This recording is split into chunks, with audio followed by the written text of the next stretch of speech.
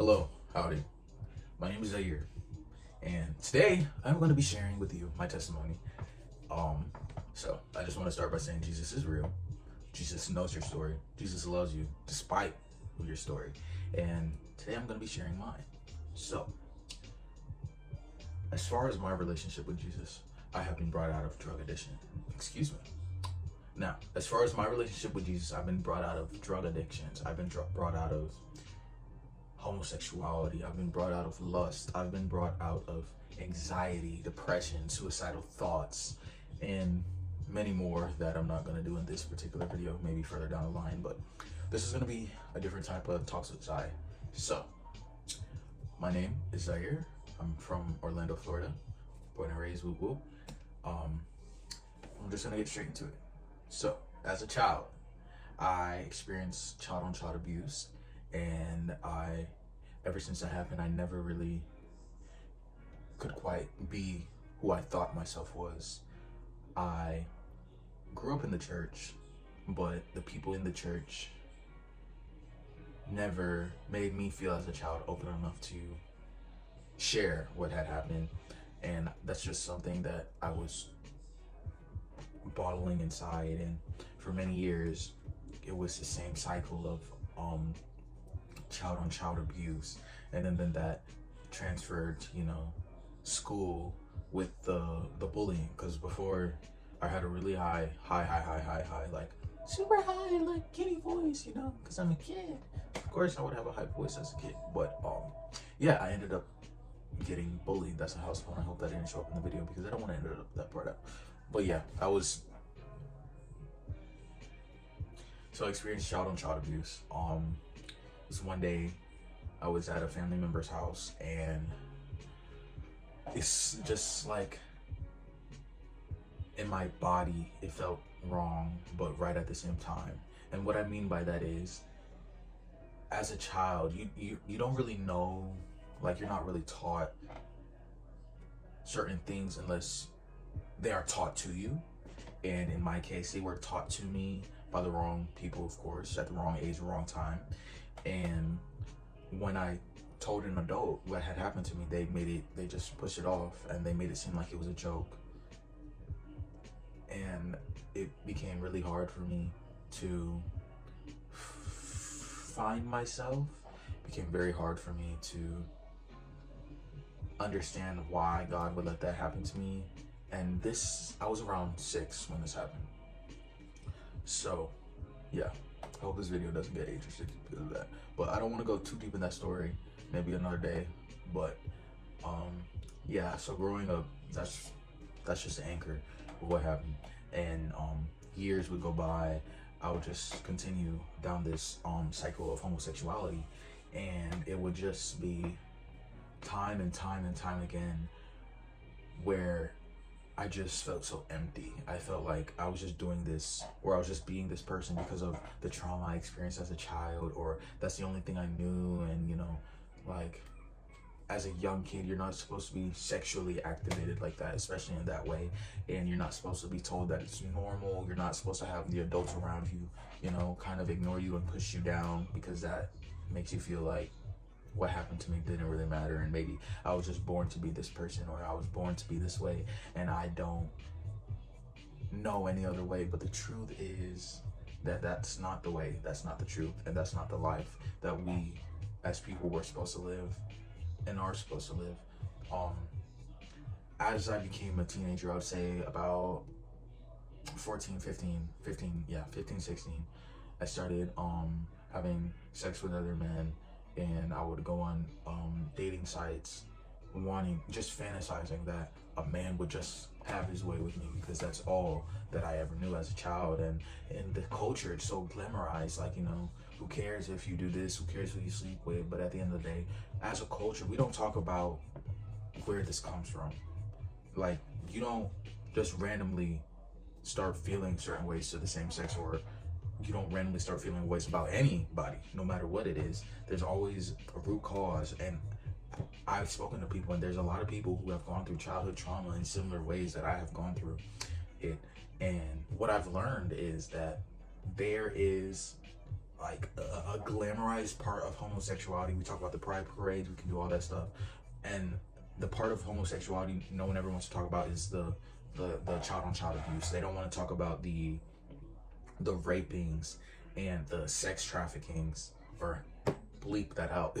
I might have to bleep that out, but we don't talk about that stuff, and that stuff is majority. If you talk to majority of people in the LGBT whatever, that community, the alphabet community, it slipped off my tongue, excuse me, most of the people you talk to, they went through something in their childhood, and not everybody can admit that because of what happened in my childhood, this is why I'm with this sex, or because of what happened in my childhood, this is why I became transgender, or because I wanted to feel validated and I wanted to experience what I experienced in my childhood, or I don't really know how to process the information I went through in my childhood, so I'm going to become this person in my adulthood. That's the truth. A lot of people are scared to admit that, but I'm admitting that that's my truth. And for me personally, it has been a little hard because before I knew Jesus, I tried to distance myself. Like I said, you know what? I had a mental breakdown, a spiritual attack, and it was right after I had sex with this man. And I said, no, maybe this isn't who I'm meant to be. So some people will take that and say, oh, you were never gay, you were just experimenting or whatever. No. But anyway, so I just stripped everything off. I cut off my hair because at that time I had really long hair. I cut all my hair off. I said, let me restart. Let me go back to the person who I was before what happened to me as a childhood. So I started listening to the music I would listen to before. I started watching the childhood shows that I watched. And I really did like a character study on myself to see who would I be if this had not happened, comma, since this had happened, what can I do to kind of twist it around and come back to who I feel like I am deep inside, the person I've been suppressing, the person I have been feeling that nobody would believe me, or I've been acting gay for too long to suddenly do this, that, or the third. And what I found was it's really hard. It is really hard because even though I knew something wasn't right, I also knew that the urges and the mindset that I had, it wasn't going away from my former life, the way I spoke, the people I spoke to, etc. And I said, you know what? I'm gonna start praying. So I start praying. I start praying more and more and more. And I noticed blessings start to come my way. I get a brand new car, and I get, certain things. Everybody's story is different, but that was just the beginning for me. At this point, I was still trying to find who God was. Like, I was watching things that I wouldn't per se watch today, that were about like different religions, which I consider witchcraft now. But yeah. Regardless, so at this time I was smoking a lot of weed, I was doing shrooms, I was doing all sorts of stuff just to find out who I was. And I thought it would make me happy. I thought it would cure the depression. Nothing. It would always come back. It didn't matter how long after it would come back.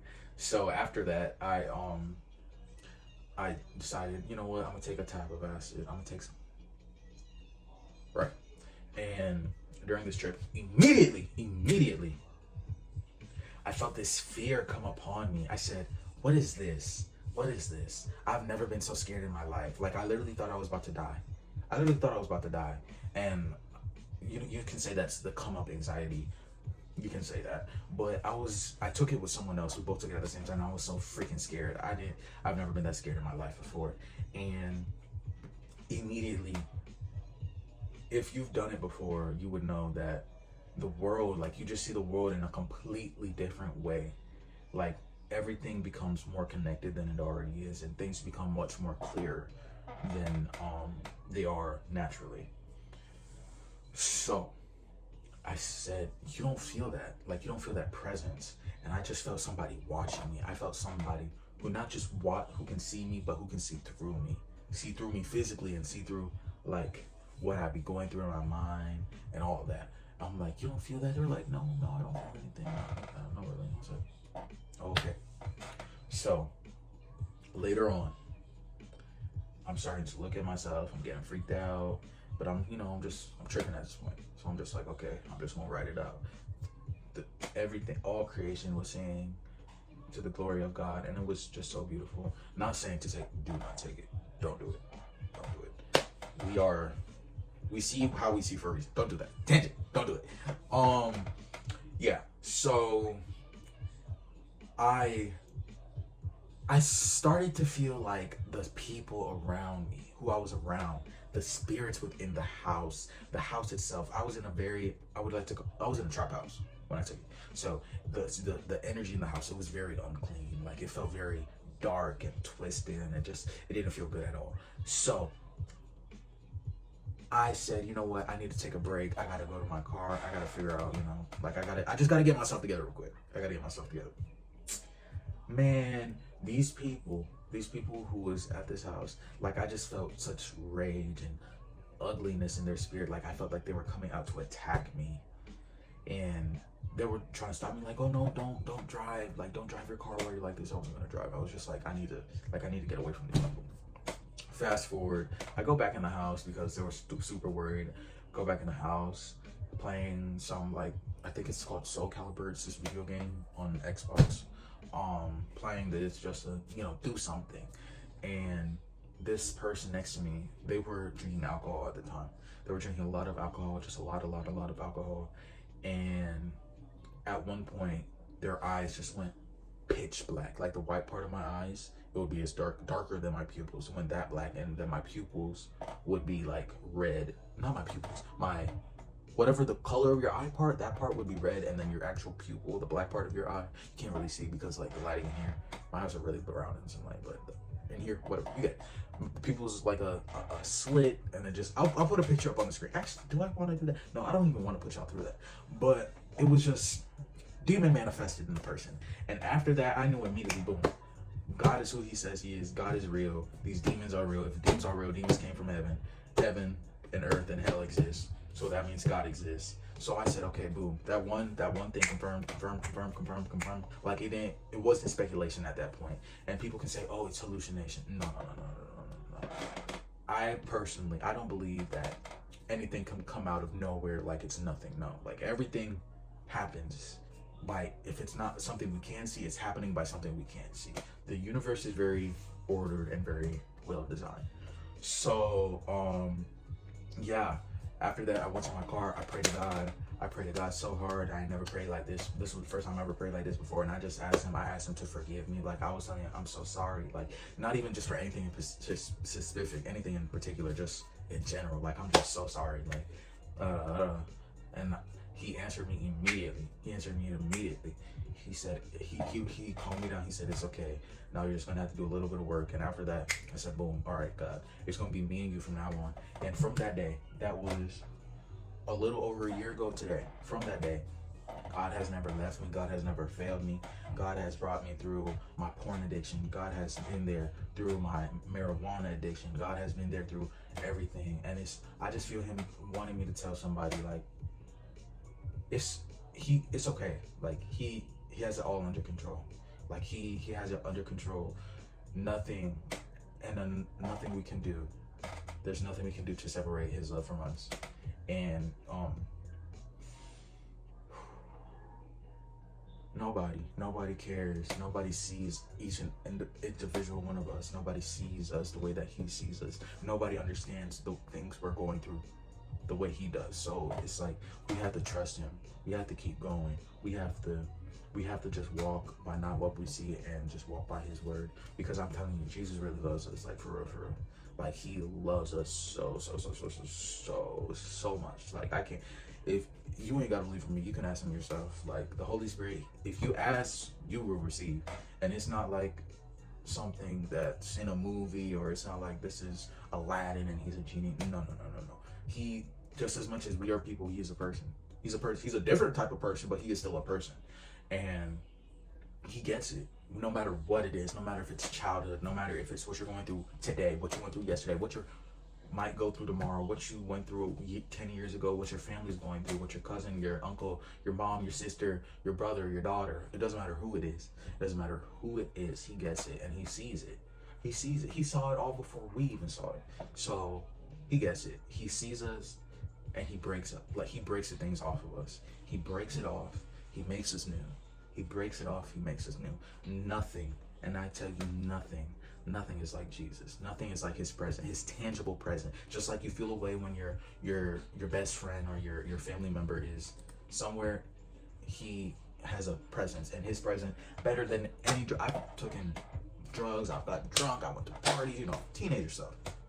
Nothing ever in life, I can say this wholeheartedly, nothing ever, life, death, before, after, I don't care when it is, nothing compares to the presence of God.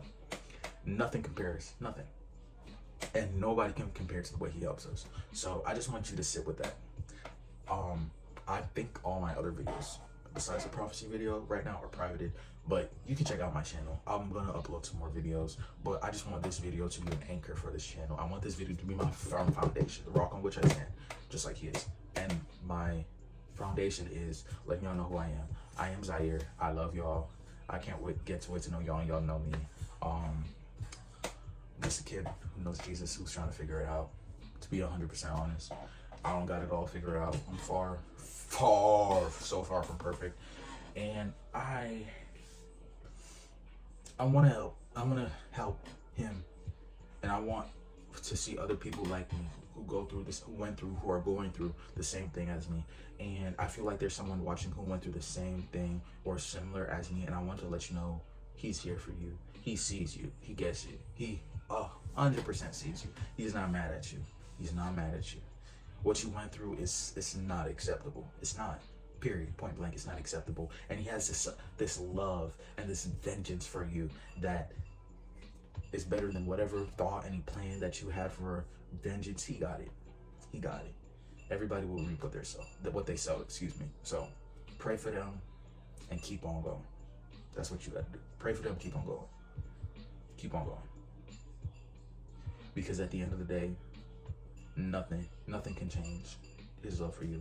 All the stuff that's happened in this lifetime, we'll forget about it in the next life. We are going to forget about it. But he knows. So don't be worried. Don't be worried. Don't be stressed. Don't be sad. Just breathe in his presence and just know you are loved. Know that he is there with you.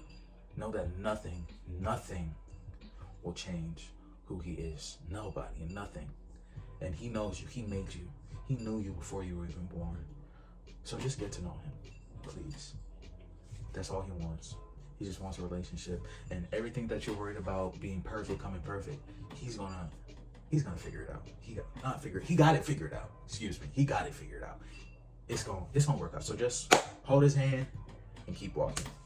But as for this video, that's all I got for y'all today.